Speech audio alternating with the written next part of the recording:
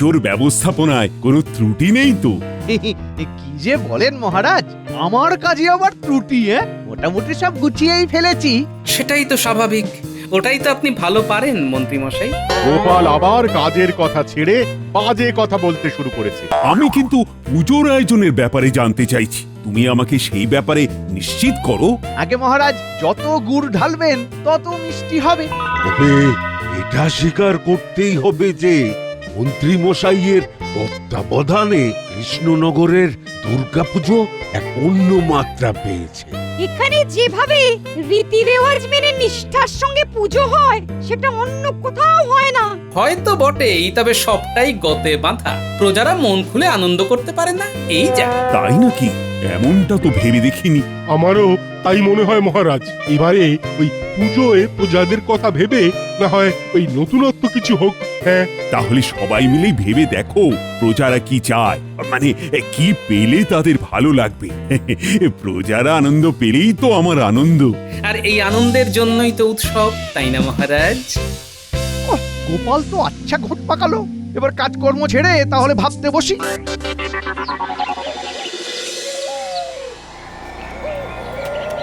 মহারাজ তো বলেই খালাস, কিন্তু প্রজাদের কি পেলে ভালো লাগবে সেটা বোঝা কি চারটিখানি কথা? আরে হঠাৎ করে কি কিছু ভাবা যায় নাকি? কিন্তু আমাদের কথা তো ভাববেন মন্ত্রী মশাই। পুজো চলে এলো, কিন্তু পুজোর বকশিস তো এলো না। বেশ তো আছে, এর পরে আবার বকশিস নিয়ে কি হবে? বাহারে ভালো ভালো জামা পরবো, ভালো ভালো খাবার খাবো, সেই সব হবে কি করে? সবাই তো ওই পুজোর সময় সাজগোজ করে আনন্দে থাকে। আরে আরে আরে আরে আরে, এই কথাটা তো দারুণ বলেছিস। খেতে পড়তে পারলে প্রজারা আর কিচ্ছু চায় না। কথাটা তোমার মনে ধরেছে মনে হচ্ছে। ধরেছে বই কি, আর এবার এই কথা অনুযায়ী কাজ হবে। তাহলে তো আমাদের বেশ মোটা এরকম বকশিস জুটবে মনে হচ্ছে। সে তো বটেই, আমাদের কথা তো মন্ত্রী মশাইকে ভাবতেই হবে। সে তো ভাববই, তবে তার আগে মনে মনে ঠিক করে নি মহারাজকে কি বলতে হবে।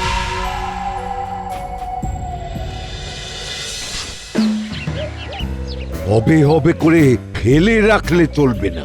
আশ্বিনের শুরু থেকেই আবহাওয়া বদলাতে শুরু করেছে। সেই জন্যই তো আর দেরি করলাম না। ভোরের দিকে এখন বেশ শীত শীত লাগছে। আবহাওয়ার সঙ্গে মানিয়ে নেওয়ার জন্য যদি কিছু জড়িবুটি লাগে তার ব্যবস্থা করে দাও তো দেখি। না না না, চিন্তার কোনো কারণ নেই। তুলসী, বাসক, সর্পগন্ধা টাটকা যেমন যা পাবো জোগাড় করে দিচ্ছি। এই তো বুদ্ধিমশাই এইখানে। যাক, খুঁজে খুঁজে পাওয়া গেল তাহলে। কিন্তু আমাকে এত খোঁজাখুঁজি বা করছো কেন তোমরা? তেমন কোনো বিপদ আপদ হলো নাকি? সে তো কম বেশি লেগেই আছে। কারোর পেটে ব্যামো তো কারোর গাঁটে বাত। এখন তো পুজোর ছুটি শুরু হয়ে গেছে, তাই বাড়িতে বসে চিকিৎসা কদিন বন্ধ থাকবে। আবার পুজো মিটে গেলে রুগী দেখা শুরু হবে। এই মরেছে, তাহলে তো বেশ চিন্তার ব্যাপার। চিকিৎসা ছাড়া আমরা থাকবো কি করে কে জানে এবারে যে কি উপায় হবে। মনে হচ্ছে ওরা বেশ মুসড়ে পড়ল। তবে কি আমার সিদ্ধান্তটা আর একবার বিবেচনা করে দেখতে হবে? সে তুমি দেখো আর নাই দেখো, একটা জিনিস কিন্তু আমি স্পষ্ট দেখতে পাচ্ছি, চিকিৎসা পেলে প্রজারা আর কিচ্ছু চায় না। এতেই তারা সুস্থ থাকবে, আর তাহলেই ওদের আনন্দ। ঠিক কথা, এই ব্যাপারটা মাথায় রাখতে হবে, আর এই তালে মহারাজের কানে তুলে দিতে হবে। তাহলে মুখ রক্ষাও হবে।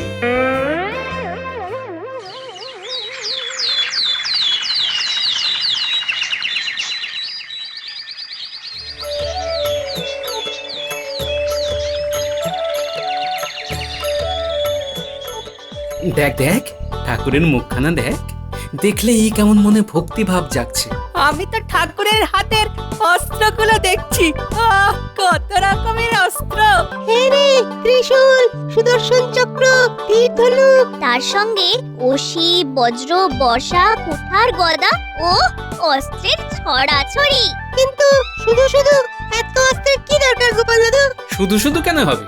ওই মহিষাসুরকে ধ্বংস করার জন্য সব দেবতারা মিলে মা দুর্গাকে অস্ত্র দান করেছিলেন, আর তার ফলেই দেবী সকলের চাইতে শক্তিশালী হয়ে ওঠেন। তাই দেবীর 10 হাত আর 10 হাতে 10টি অস্ত্র। এরকম আরো কত রকম অস্ত্র হয় কে জানে। কিন্তু এইসব দেখেছে আমার কিরকম ভয় ভয় করছে। ভয় নয়, ভরসা রাখ, কারণ প্রচলিত বিশ্বাস অনুসারে এই 10টি অস্ত্র দিয়েই মা তার সকল ভক্তকে নানা বিপদ আপদ থেকে রক্ষা করেন।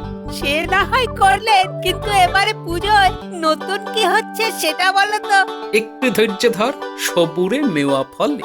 যা বুঝছি তাতে মনে হয় অস্ত্রের ব্যাপারে মানুষের একটা কৌতূহল আছে, এটাকে কাজে লাগিয়ে কিছু একটা করতে হবে।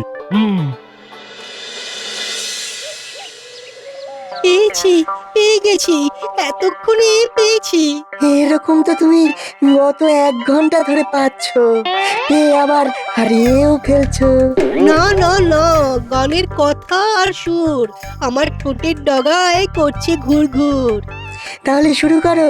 উৎসবে ভাসবো মোরা, করবো মোরা মজা, মিঠাই খাবো হরেক রকম, গুড় কাঠি আর গজা।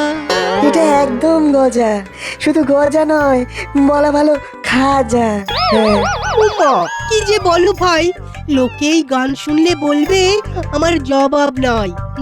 তাই তোমার ওই বাদ্যযন্ত্র আর আমার এই গান, এই দুই মিলে পুজো জমবে, ভরবে মন প্রাণ। লোকজনকে আনন্দ দেওয়ার প্রচেষ্টা সফল হলেই ভালো, না হলে গেল। উমা, বালাই ষাট গেল আবার কি? পুজোর গান দিয়েই মন জয় করব সবার, সুরে সুরে তালে তালে কৃষ্ণনগরের সকল প্রজা।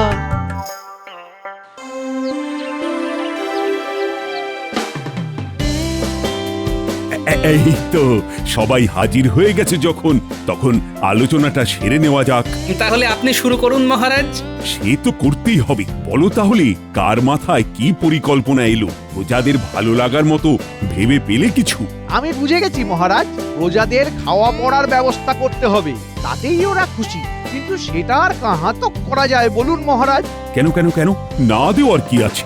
গরিব দুস্থদের তো বস্ত্রদান করাই যায়। কিন্তু সবাই তো আর দুস্থ নয় যে দান করা হবে, আর দুস্থ বাঁচতে তো গাঁ উজাড় হয়ে যাবে। তবে আমার মনে হয় এই প্রজাদের আত্মরক্ষার জন্য ওই অস্ত্র সম্বন্ধে এই জ্ঞান দেওয়া দরকার। হ্যাঁ, এই ব্যাপারে প্রজাদের আগ্রহ আছে 16 আনা। হ্যাঁ, জ্ঞান নয়, গানের প্রয়োজন। প্রজাদের মনের কষ্ট দূর করার জন্য গানই সেরা দাওয়াই। কি বলো ভাই? এই কথাটায় খুব একটা ভুল নেই। গান দিয়ে কতটা কি সারবে তা জানি না, তবে এই উৎসবের মরশুমে শরীর ভালো থাকলেই মন ভালো, আর মন ভালো থাকলেই শরীর ভালো। একটু খুলে বলুন রাজবৈদ্য, মহারাজের যে সব গুলিয়ে গেল।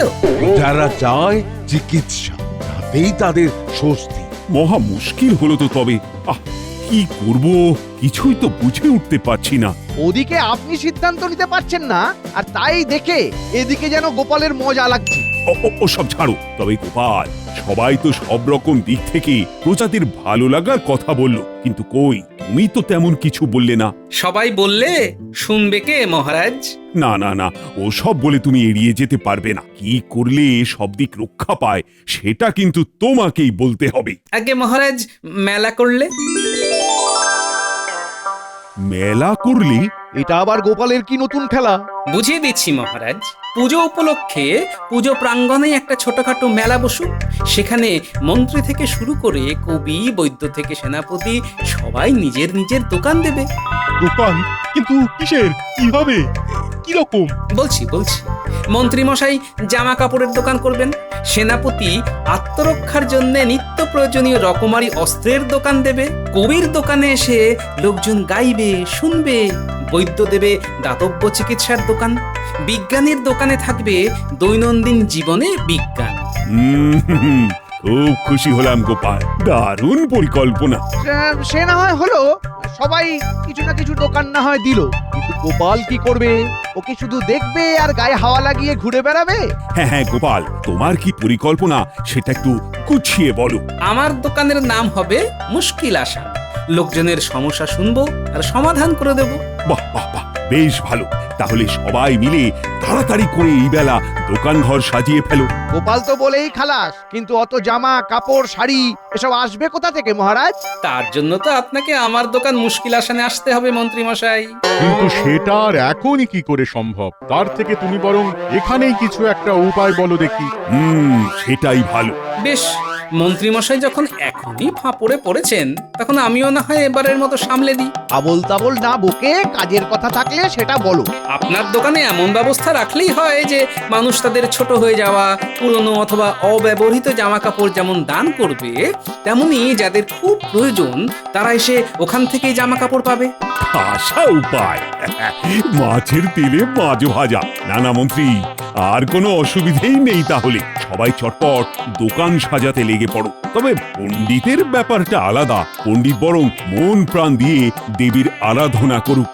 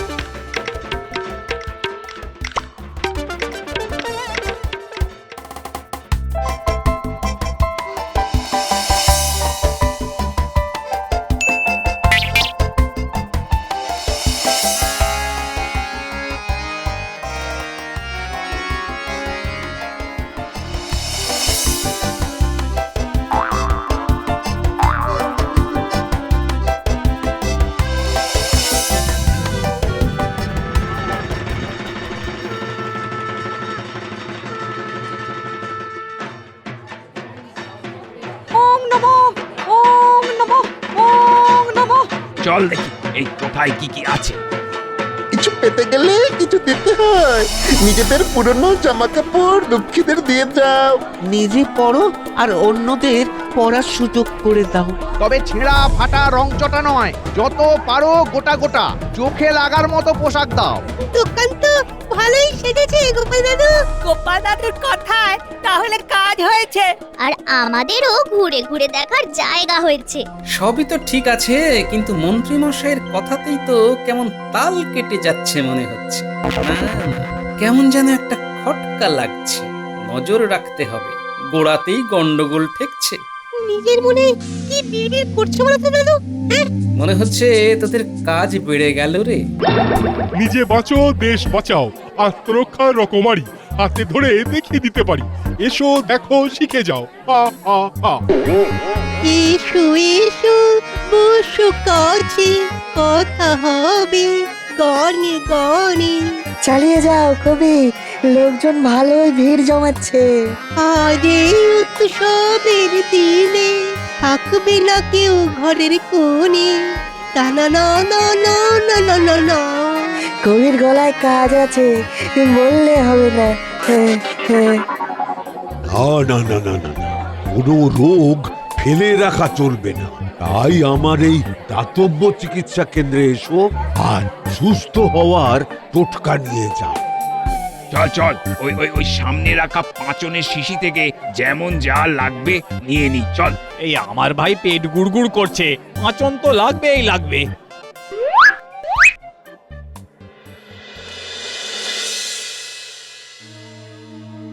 কি অত নাড়াচাড়া করে দেখছেন মন্ত্রী মশাই? মনে হচ্ছে মন্ত্রী মশাইয়ের দু চারখানা মনে ধরেছে। খুব একটা ভুল কিছু বলিসনি। আমার কথায় কাজ হয়েছে মনে হচ্ছে, বুঝলি? লোকজন যারা যেমন জামা কাপড় দিয়ে যাচ্ছে, তাদের মধ্যে দেখে শুনে নিলে চোখে লাগার মতো বেশ কিছু থাকছে, এটা ঠিক।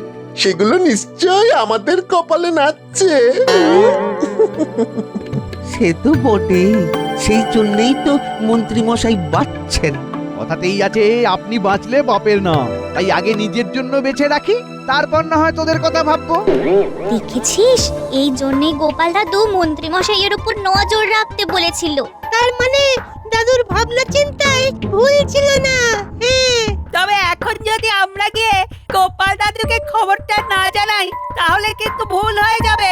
চল চল, জলদি চল দাদুর কাছে। তাহলে যেটা বলছিলাম, সমস্যাকে মাথায় উঠতে দিলে চলবে না, আর চোখ কান সব সময় খোলা রাখতে হবে। এই একদম ঠিক কথা বলেছো গোপাল দাদা, চোখ কান খোলা না রাখলেই ঠকে যেতে হবে। বেশ, তাহলে তোমার বুদ্ধি মতোই কাজ করে দেখি।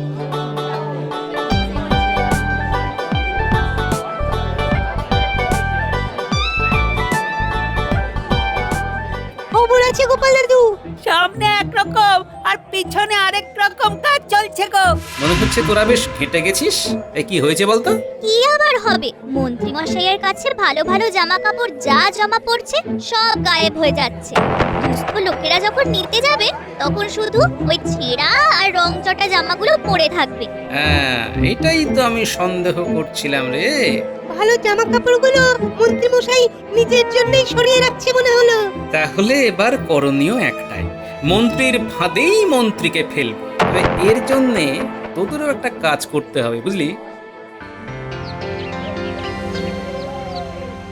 রানী, আরে তাড়াতাড়ি তৈরি হয়ে নাও, একটু পরেই তো সন্ধ্যা আরতি শুরু হবে। কোন শাড়িটা পরবো আর কোনটা নয় সেটাই তো বেছে উঠতে পারছি না।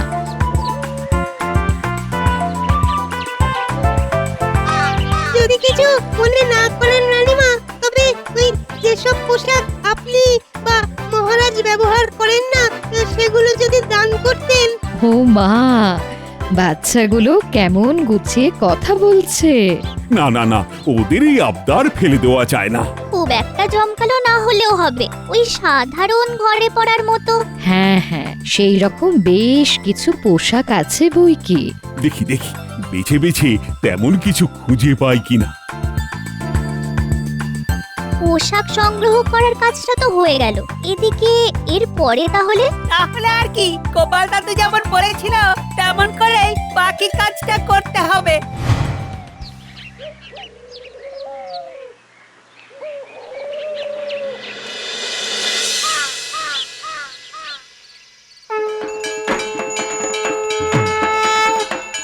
চমৎকার চমৎকার, সন্ধ্যা আরতি দেখে চোখ যেন জুড়িয়ে গেল। আহ, কাঁসর, ঘন্টা, ধূপ, ধুনো সব মিলিয়ে একটা অন্য রকম পরিবেশ। বাহ, সবাই তো আছে দেখছি, শুধু আমার উনি দেখছি কাছে পিঠে কোথাও নেই। সে আবার কি মগজ ধোলাই করছে কে জানে। যা দেবেন তাই হাত পেতে নিয়ে নেব। মনে হচ্ছে বেশ সরেস লোক, একে ছেড়ে দেওয়া যাবে না। কিন্তু আমি তো মন্ত্রী মশাইয়ের হাতেই আমার দান তুলে দেব, অন্য কারোর হাতে তো নয়। উনি থাকলে ভালো হতো, না হলে আর কি, আমাকে চলে যেতে হয়। চলে যাবেন আবার কি কথা? আপনি একটু দাঁড়ান, মন্ত্রী মশাই ঝপ করে চলে আসবেন। অনেক কাজ ফেলে এসেছি, মন্ত্রী মশাই তাড়াতাড়ি না এলে আমার সময়টাই জলে চলে যাবে। জলে চলে গেলে জল থেকে তুলে নিয়ে আসবো। তবে আপনি যা যা এনেছেন সব বুঝে নেব। তেমন কিছু আর কোথায় আনলাম মন্ত্রী মশাই?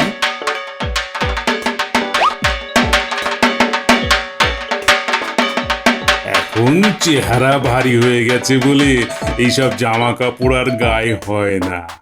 তবে আপনার মতো চেহারা হলে মানাবে বটে। আপনার চোখের মাপ ভালোই আছে। তবে আমি দাঁড়িয়ে থাকি কেন, যাই টুকটুক করে মাকে দর্শন করে নিজের কাজ করি।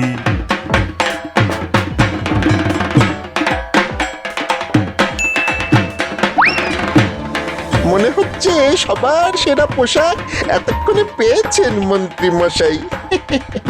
এই পোশাকও তাহলে ছড়িয়ে ফেলবেন নির্ঘাত।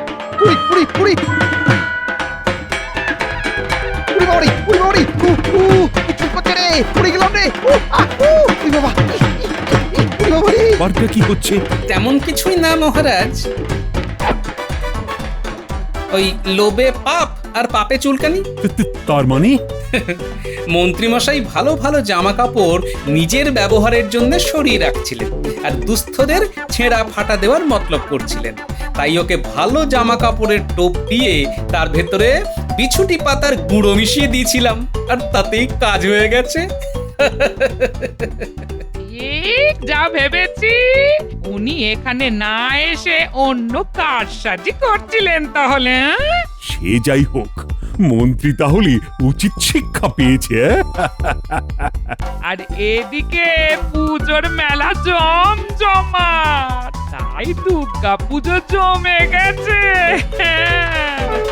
মন্ত্রীমশাইয়ের নাচটা মন্দ হচ্ছে না। ও বাবা, ও বাবা, পড়ে যাচ্ছে। ও